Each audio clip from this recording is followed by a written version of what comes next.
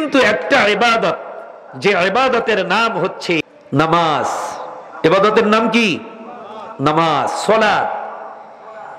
এই ইবাদতটা ধনী গরিব, আবাল বৃদ্ধা বনিতা, রাস্তার ঝাড়ুদার থেকে শুরু করে রাষ্ট্রের রাষ্ট্রপ্রধান পর্যন্ত সব শ্রেণীর জন্য নামাজকে আল্লাহ পাক বাধ্যতামূলক করেছেন। ঠিক কিনা জোরে বলেন? নামাজকে কি করেছেন? বাধ্যতামূলক করেছেন। এজন্য নামাজ গুরুত্বপূর্ণ একটা ইবাদত।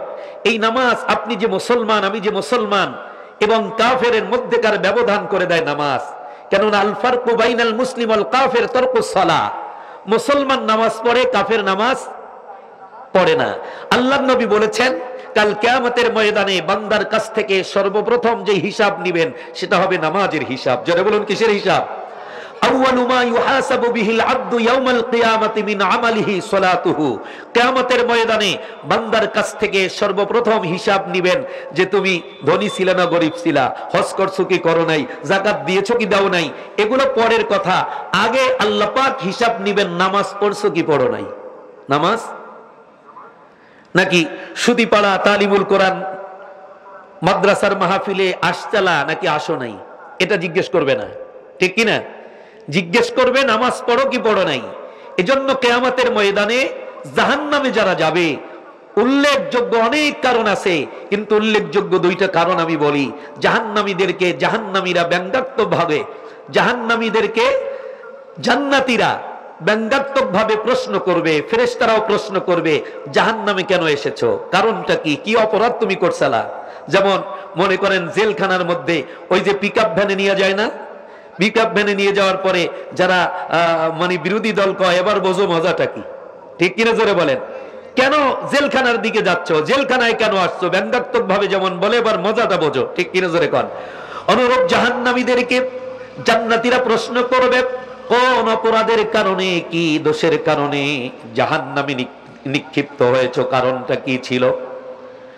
উল্লেখযোগ্য অনেক কারণ আছে। দুইটা কারণ হলো, জাহান্নামীরা তখন জান্নাতীদের প্রশ্নের জবাব দিবে, ফেরেশতাদের জবাব দিবে কি কারণে তারা জাহান্নামী হয়েছে। তারা বলবে, ক্বালু, তারা বলবে, লাম নাকু মিনাল মুসাল্লিন, আমরা দুনিয়ায় থাকাকালীন সময় নামাজ পড়ি নাই। কি পড়ি নাই? তাহলে নামাজ না পড়লে কোথায় যেতে হবে? যেরকম কোথায় যেতে হবে? লাম নাকু মিনাল মুসাল্লিন, দুনিয়ায় থাকাকালীন সময় আমরা নামাজ পড়ি নাই, নামাজি ছিলাম না। আর কি কারণ আছে? ওয়ালাম নাকু নুতঈমুল মিসকিন, মিসকিনদের খেতে দেই নাই, মিসকিনদের খবর নেই নাই। তাহলে জাহান্নামে যাওয়ার উল্লেখযোগ্য অনেক কারণের মধ্যে উল্লেখযোগ্য দুইটা কারণ হলো নামাজ না পড়া, এতিম মিসকিনদের খবর না নেওয়া। এই নামাজ পড়ার দরকার আছে না নাই? আপনি মাহফিলে আসছেন কি আসেন নাই, মাহফিলে লোক কম হয়েছে তাতে কিছু যায় আসে না, কিন্তু আপনি ফজরের নামাজ পড়ছেন কি পড়ছেন না, ঈশার নামাজ পড়ছেন কি পড়ছেন না, হিসাব দিতে হবে। ঠিক কিনা জোরে বলেন? হিসাব দেওয়া লাগবে কিনা? এজন্য আল্লাহর নবী যখন মরজে মুবতালা হয়ে পড়লেন, মৃত্যু শয্যায় যখন সজ্জিত, কখনো হুশ কখনো বেহুশ, আল্লাহর নবী মাঝে মধ্যে হুশ ফিরে আসে, আবার সেন্সলেস হয়ে যায়, সেন্স হারিয়ে ফেলে। এক পর্যায়ে সেন্স যখন ফিরে এসেছে, আল্লাহর নবী আয়েশাকে জিজ্ঞেস করলেন, আয়েশা, সময়টা এখন কেমন সময়? হযরত আয়েশা বললেন, ইয়া রাসূলুল্লাহ, মসজিদে নববীতে ঈশান নামাজের আজান হয়ে গিয়েছে। আপনার কলিজার টুকরা সাহাবারা আপনার পিছনে ইক্তেদার জন্য অপেক্ষা করতেছিলেন। লম্বা টাইম অপেক্ষা করার পরে যখন তাদের ধারণা এসেছে আল্লাহর নবীর হুঁশ ফিরবে না, তখন আমার আব্বাজান আবু বকরের ইমামতিতে তারা নামাজরত অবস্থায় রয়েছে। আল্লাহর নবী আয়েশাকে ডেকে বললেন, আয়েশা, মাথাটা উঁচু করে ধরো। আমার শরীরে এতটা তওকত নাই, শক্তি নাই যে নিজের মাথাটা নিজে উঁচু করে নামাজের দৃশ্যটা দেখব। মাথাটা একটু উঁচু করে ধরো, দরজাটা একটু খুলে দাও, আমার কলিজার টুকরা সাহাবাদের নামাজের দৃশ্যটা একটু দেখি। আমাদের মা উম্মুল মুমিনিন মা আয়েশা সিদ্দিকা রাদিয়াল্লাহু তাআলা আনহা দরজাটা খুলে দিলেন, মাথাটা বিশ্বনবীর উঁচু করে ধরলেন। যারা হজ করতে গিয়েছেন আমরা দেখেছি আল্লাহর নবীর ঘর আর মসজিদে নববী একেবারে সংলগ্ন, অ্যাডজাস্ট, একসাথে লাগানো ছিল। আল্লাহর নবীর মাথাটা উঁচু করে ধরলেন, বিশ্ব নবী সাহাবাদের নামাজের দৃশ্য দেখতেছিলেন। দৃশ্য দেখতেছেন, চোখ বেয়ে টপ টপ করে মুক্তার দানার মতো পানি পড়তেছে। আয়েশাকে ডেকে বললেন, আয়েশা আমাকে আবার শায়িত করে দাও। হযরতে আয়েশা সিদ্দিকা রাদিয়াল্লাহু তাআলা আনহা বিশ্ব নবীর চেহারার দিকে তাকানো, দেখলেন চোখের কোনা বেয়ে টপ টপ করে পানি পড়ে, পানি বেয়ে বেয়ে পড়ছে। বিশ্ব নবীর চোখের পানি মুছে দিলেন। আয়েশাও কেঁদে দিলেন, ইয়া রাসূলুল্লাহ, ইয়া হাবিবাল্লাহ। নামাজের দৃশ্যটা দেখলেন বটে, তবে চোখে কেন পানি এসেছে, কেন কান্না করছেন? আল্লাহ নবী বললেন, আয়েশা রে শোনো, এটা কোনো কষ্টের পানি নয়, দুঃখের পানি নয়, বেদনার পানি নয় রে আয়েশা, এটা হচ্ছে আনন্দের পানি, খুশির পানি। কেননা এই যে নামাজ, এই নামাজ কায়েমের জন্য তায়েফের ময়দানে আমি গিয়েছি, আমার শরীর রক্তাক্ত হয়েছে, আমার শরীর ক্ষত বিক্ষত হয়েছে। এই নামাজ কায়েমের জন্য ওহুদের ময়দানে আমি দন্দন মোবারক শহীদ করেছি, লোহার হেলমেটের কড়া আমার মস্তকে ঢুকেছে, সাহাবা کرام জীবন দিয়েছে। এই যে নামাজ আমি দেখতে পেলাম, তোমার আব্বাজান আবু বকরের ইমামতিতে আমার কলিজার টুকরা সাহাবারা নামাজে দাঁড়িয়ে গিয়েছেন।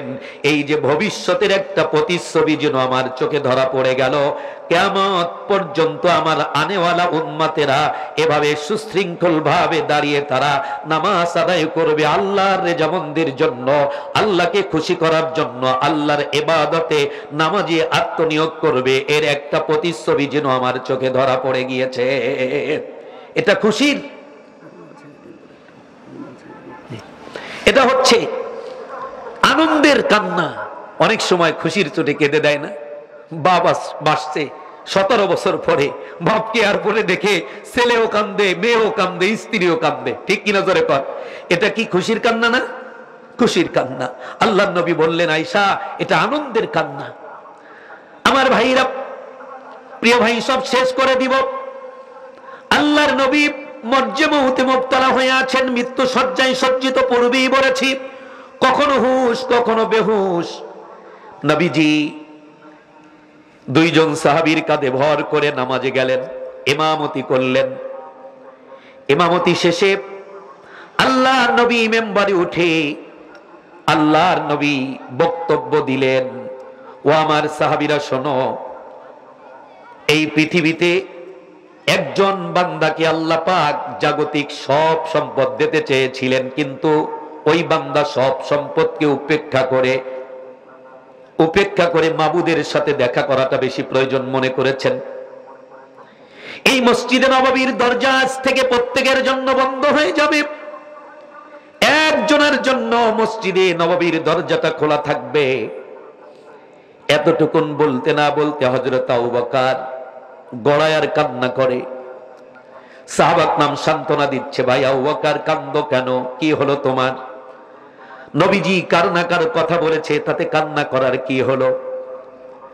জ্ঞান বৃদ্ধ, বয়োবৃদ্ধ হযরতে সিদ্দিক আকবর তো বুঝে ফেলেছেন, এই পৃথিবীর সব চাইতে জাগতিক সম্পদ যাকে আল্লাহ পাক দিতে চেয়েছিলেন সে আর কেউ নন, সে হচ্ছেন বিশ্বনবী মুহাম্মদুর রাসূলুল্লাহ সাল্লাল্লাহু আলাইহি ওয়াসাল্লাম। আর সে সমস্ত জাগতিক সম্পদকে উপেক্ষা করে মাবুদের সঙ্গে দেখা করার জন্য তৈরি হয়েছেন। তার মানে আল্লাহর নবী আমাদের কাছ থেকে চিরতরে বিদায় হয়ে যাবে, আর আমরা বিশ্ব নবী থেকে চিরয়েতিম হয়ে যাব।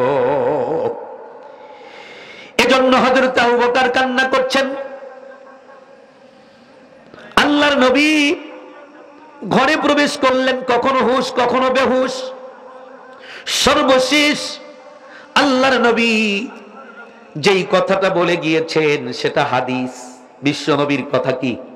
হাদিস। বিশ্ব নবীর কথা হাদিস। সমস্ত সাহাবা کرام অপেক্ষা করছেন। হযরত ওমর তো বলে ফেললেন, তরবারি বের করে বললেন, কেউ যদি বলে মুহাম্মদ দুনিয়ায় নাই, তাকে আমি এটা দিয়ে সাইজ করে ফেলবো। হযরত আবু বকর তাকে বুঝায়, অন্যান্য সাহাবারা বুঝায়। বিশ্বনবী মজ্জা-মউতে মুবতালা হয়ে পড়লেন। সাহাবারা কান্না করতেছে। আহলে বাইত যারা ছিল তাদের মধ্য থেকেও বেশি বেশি কান্না আসছে। আল্লাহর নবীর দৃষ্টিটা চলে গেল ফাতেমার দিকে। ফাতেমার চোখে পানি দেখে আল্লাহ নবী ফাতেমাকে ডাক দিলেন, ইশারা দিয়ে বললেন মা। ইশারা বুঝতে পেরে ফাতেমা বিশ্বনবীর কাছে গেলেন, বিশ্বনবীর মুখের কাছে কান লাগালেন। আল্লাহর নবী ফাতেমাকে লক্ষ্য করে বললেন, মা তুমি আমার কলিজার টুকরা মেয়ে, তোমার চোখের পানি আমার হৃদয়ে সয় না। তুমি কাঁদবে না, তোমার কান্না আমি সহ্য করতে পারি না। আমার চোখের সামনে তুমি পানি ফেলছো মা, এটা আমার সহ হয় না। তোমাকে আমি খোঁজখবরি দেই, আমি মুহাম্মদ দুনিয়া থেকে বিদায় হওয়ার পরে আমার ব্লাডের কানেকশনের যাদের সাথে সর্বপ্রথম দেখা হবে তোমার সাথে আমার দেখা হবে। ফাতেমা বুঝতে পেরেছেন আব্বাজান ইন্তেকালের পরে আমার সিরিয়াল চলে আসছে। ফাতেমার কান্না বন্ধ হয়ে গেল। আয়েশা বললেন, মা তোমার আব্বাজান তোমাকে ইশারা দিয়ে ডেকে তোমার আব্বাজান কি বললো আর কান্নাকাটি বন্ধ করে দিলা? ফাতেমা বলে, মা আমার আব্বাজান আমাকে বলেছে, মা তোর চোখের পানি আমার হৃদয়ে সয় না, তুই আমার কলিজার টুকরা, আদরের দুলালি, তুই কাঁদবি না। আমি ইন্তেকালের পরে কবরে সর্বপ্রথম যার সাথে দেখা হবে তুই ফাতেমা হবি। কান্নাকাটি তো বন্ধ করে দিল। নবীজি ইন্তেকাল করবেন, এই আলোচনাটা একটু পরে করি।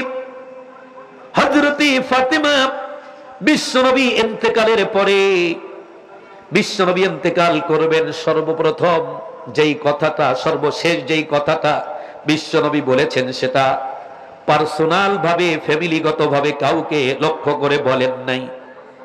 জামাতা আলীর ব্যাপারে পার্সোনাল ভাবে কোনো কিছু বলেন নাই। কলিজার টুকরা নাতিদয় হাসান হোসাইনের ব্যাপারেও কিছু বলেন নাই। কলিজার টুকরা মেয়ে ফাতেমার ব্যাপারেও কিছু বলেন নাই। আল্লাহর নবী গোটা পৃথিবীর সমগ্র উম্মতের জন্য, আনেওয়ালা উম্মতের জন্য যেই মেসেজটা রেখে গিয়েছেন, যেই কথাটা বলে গিয়েছেন সেটা হলো আসসালাত আসসালাত ওয়া মা মালাকাত আইমানুকুম, ও আমার উম্মতেরা নামাজ নামাজ নামাজ, খবরদার নামাজ ছেড়ে দিও না। নবীজি সর্বশেষ যেটা বললেন নামাজের ব্যাপারে তাগিদ দিলেন। নামাজ এত বড় গুরুত্বপূর্ণ একটা ইবাদত। বাংলাদেশে অনেক মানুষ আছে যারা বিভিন্ন পীরের মুরিদ, নামাজ পড়ে না। আছে না নাই? আছে। আমি পূর্বেই বলেছি, তুমি যে মুসলমান নাকি মুসলমান না এর পার্থক্যটা হলো, মাঝখানের ব্যবধানটা হলো নামাজ। নামাজ তোমার পরিচয় দেবে তুমি মুসলমান। তুমি নামাজ পড়ো না, কাফের আর তোমার মাঝে কোনো পার্থক্য নাই। আছে? আর নামাজ, এখন তো ডিজিটাল যুগ। আমি যেখানে ইমামতি করি গুলিস্তান স্কয়ার, পাতাল মার্কেট মসজিদ, ব্যবসায়িক কেন্দ্র, অনেককে দেখি খুব তড়িৎ গতিতে রুকু সেজদা করে তাড়াতাড়ি নামাজ শেষ করে আবার দৌড়ায়। মোহাব্বতের সাথে বলে দেই, মনে হয় সূরা কেরাত, দুরূদ শরীফ, দোয়ায়ে মাসুরা, এগুলা দোকানে বসে যখন কাস্টমার ছিল না তখন সব শেষ করেছেন। আর এখানে শুধু প্র্যাকটিক্যাল রুকু সেজদাটা আসা কম্পিউটারে একে তড়িৎ গতিতে, মনে হয় জানি 2-1 মিনিটের মধ্যে 4 রাকাত শেষ। আছে না নাই? এজন্য নামাজ পড়লেই হবে না। নামাজ হচ্ছে মুমিনের জন্য মিরাজ। নামাজ মুমিনের জন্য কি? মিরাজ। বিশ্বনবী যখন মিরাজে গিয়েছিলেন এই মাসে, ঠিক কিনা জোরে কর, এই মাসে আল্লাহর সান্নিধ্যে গিয়েছিলেন, আরশে আজিমে গিয়েছিলেন। কেউ যদি আল্লাহর সঙ্গে দেখা করতে চায়, কথা বলতে চায়, সে যেন নামাজ আদায় করে। নামাজ হচ্ছে আল্লাহ এবং বান্দার মাঝখানের একটা সেতু বন্ধন, যার এপারে দুনিয়া, ওপারে আল্লাহর সঙ্গে দিদার। সুবহানাল্লাহ বলেন। এজন্য নামাজ আগে, নামাজ বিশুদ্ধভাবে পড়তে হবে। নামাজে দাঁড়িয়েছি, মন স্থির করতে হবে। কেননা হাদিস শরীফে এসেছে, লা সালাতা ইল্লা বিহুজুরিল কলব। আপনার মনকে যদি স্থির না করেন আপনার নামাজ হবে না। আমরা নামাজে দাঁড়িয়ে দোকানের হিসাব ঘষি, হিসাব কষি, ঠিক কিনা জোরে কর। আল্লাহ নবী বলেছেন সাল্লু কামা রাআইতুমুনি উসাল্লি, এমন ভাবে তুমি নামাজ আদায় করো যেভাবে আমি নামাজ পড়ি। আল্লাহর নবী নামাজ যে দাঁড়িয়ে দুনিয়ার চিন্তা চেতনা বিশ্ব নবীর মাথায় থাকতো নাকি? বলুন থাকতো? বিশ্ব নবী তো এত লম্বা নামাজে দাঁড়িয়ে যেতেন। শুধু ফরজ নামাজ নয়, নফল ইবাদত করতে করতে পায়ের গোছা ফুলে যেত।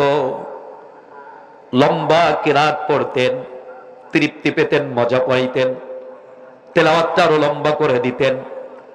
পায়ের গোছা ফুলে যাওয়া দেখে মা আয়েশা বলতেন, ইয়া রাসূলুল্লাহ, আপনার জীবনে কোনো গুনাহ নাই, নিজের শরীরের প্রতিও তো একটু খেয়াল করা দরকার। এত লম্বা সিজদা, লম্বা সময় দাঁড়িয়ে থেকে আপনি তো অসুস্থ হয়ে যাবেন। আল্লাহ নবী জবাব দিতেন, আফালা আকুনু আবদান শাকুরা, ও আয়েশা, আমি কি আল্লাহর শুকরগুজার বান্দা হব না? আমি কি আল্লাহর শুকরগুজার বান্দা হব না? তো নামাজ পড়তে হবে খুশুখুজুর সাথে, একাগ্রতার সাথে।